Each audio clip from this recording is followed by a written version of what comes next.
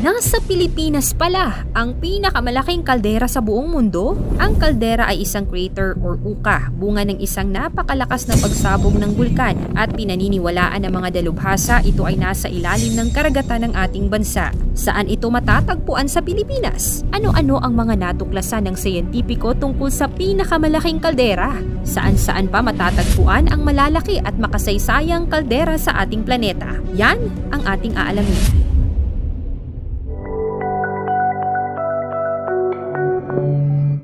Ano ang kaldera? Ang kaldera sa madaling sabi ay isang volcanic crater o bunganga ng bulkan na nabubuo dahil sa malakas na pagsabog nito. Nag-uumpisa ang pagkakabuo ng kaldera sa isang volcanic eruption. Maaaring magkaroon ng malakas na pag-alsa ng lupa sa gitna at hindi sa mismong bunganga ng bulkan. Ang kaldera ay malawak at maaaring magtaglay ng maliliit na bulkan o iba't ibang geological landmass doon. Naritong ilang halimbawa ng mga kilalang volcanic caldera sa mundo, mula sa pinakamalaki hanggang sa pinakamaliit. Una, Yellowstone Caldera sa Estados Unidos. Ito ang pinakamalaking volcanic caldera sa mundo noon hanggang sa natuklasan ng Apalaki Caldera noong 2019 na doble ang lapad nito kaysa Yellowstone. Tinatawag ding supervolcano dahil sa malalakas nitong pagsabog. Ang laki nito ay nasa 45 hanggang 70 kilometers at nagtataglay ng iba't ibang geothermal features tulad ng geysers at hot springs. Pangalawa, Toba Caldera sa Indonesia, isang malaking kaldera ng isang supervolcano sa Sumatra, Indonesia. Ang Toba Caldera ay may sukat na 30 to 40 kilometers. Isa itong kilalang kaldera dahil sa malaking pagsabog na nangyari mga 74,000 taon na ang nakararaan. Ayon sa Toba Catastrophe Theory, may global effect sa populasyon ng tao ang pagsabog nito. Ito ang pumatay sa karamihan ng mga tao na nabubuhay noong panahong yon at nagdulot ng isang bottleneck na populasyon sa gitnang silangang Africa at India. Resulta din ng aktibidad ng bulkan maliban sa kaldera ang pagkakabuo ng Lake Toba na pinakamalaking lawa sa Indonesia at pinakamalaking volcanic lake sa buong mundo na may sukat na 100 km at 30 km na lapad o diametro. Pangatlo, La Garita Caldera sa Estados Unidos. Matatagpuan sa Colorado, USA.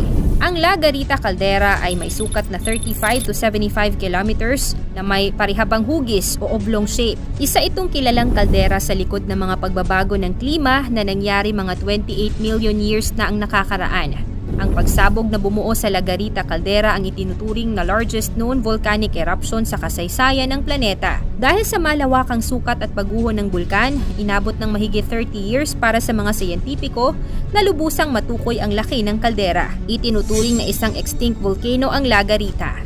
Pang-apat, Cerro Galán sa Argentina. Ang Cerro Galán ay isang kaldera sa Catamarca, Argentina. Isa ito sa mga pinakamalaking exposed kaldera sa mundo at bahagi ng Central Volcanic Zone ng Andes. Isa sa 3 volcanic belts na matatagpuan sa Timog Amerika.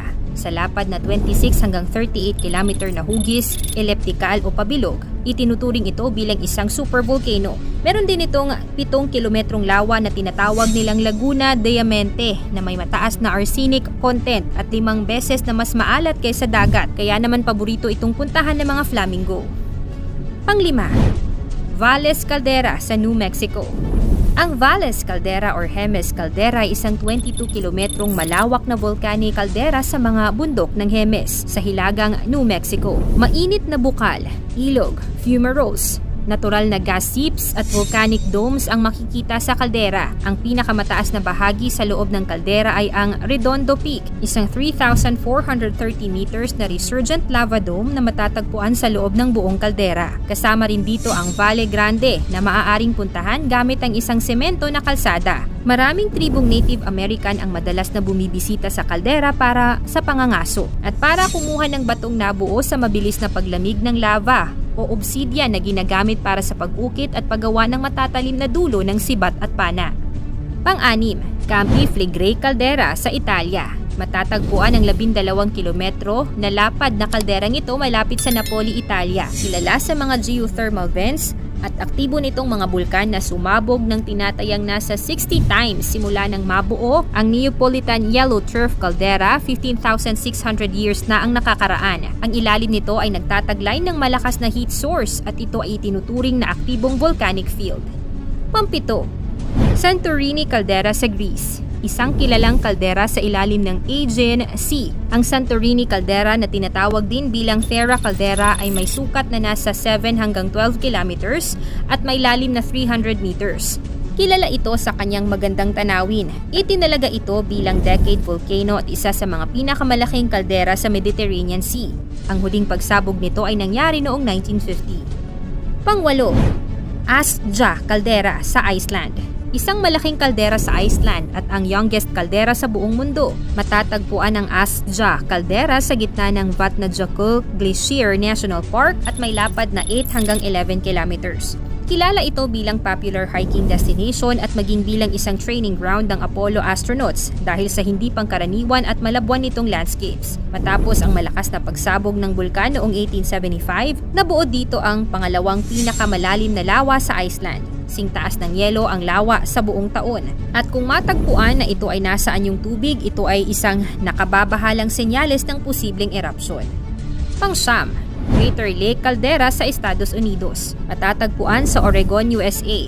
Ang Crater Lake Caldera ay may sukat na 8 to 10 kilometers at lalim na higit 1 kilometro dahil sa pagguho ng Mount Mazama Volcano dahil sa sunod-sunod na malalakas na pagsabog nito, 7,700 years na ang nakakaraan. Kilala ang Crater Lake bilang pinakamalalim na lawa ng US na may kulay asul na tubig. Tinatayang inabot ng 460 years bago napuno ang tubig at naging lawa ang kaldera sa Oregon.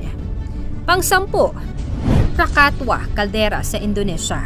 Ang Krakatau o kilala rin bilang Krakatau ay isang bulkan na matatagpuan sa Indonesia at isa sa mga kilalang aktibong bulkan sa mundo. Ang bulkan ay nakatanim sa isang kaldera na nasa 6 na kilometro ang lapad. Ang malupit na pagsabog ng Krakatau noong 1883 ay itinuturing na isa sa mga pinakamalalang pagsabog ng bulkan sa kasaysayan, naging sanhi ng pagkakaroon ng malaking tsunami. Ang pagsabog ng Krakatau ay nagresulta sa pagkakabuo ng malalaking kaldera at pagguho ng bahagi ng isla.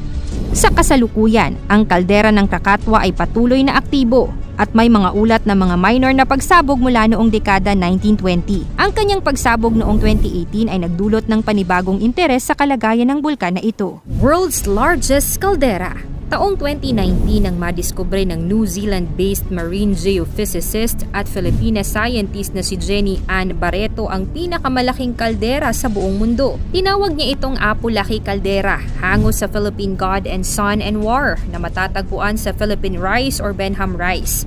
Isang 13 milyong ektaryang underwater plateau o elevated na bahagi ng seabed sa silangang bahagi ng Philippine Sea at kanlurang bahagi ng Luzon, malapit sa baybayin ng Aurora. Ang Apo-Laki Caldera ay may lapad na diametro na 150 kilometers, higit sa 2 beses na mas malaki kumpara sa dating pinakamalaking kaldera ng planeta. Ang Yellowstone Volcano sa Amerika na nasa 60 kilometers lamang ang laki. Ang laki ng ating kaldera ay maikukumpara sa Shield Caldera sa Mars na Olympus Moons na nasa 80 km by 65 km ang laki at lalim. At sa Sacagawea Shield Caldera naman na nasa 150 by 105 km ang kabuuang sukat. Ang underwater volcano na pinagmula ng Apo-Laki Caldera ay hindi aktibo at walang posibleng banta sa paligid nito. Alin sa mga kalderang nabanggit sa videong ito ang pumukaw sa atensyon mo? I-share mo naman sa comment section. Paki-like and share na rin ang ating video. Salamat at God bless!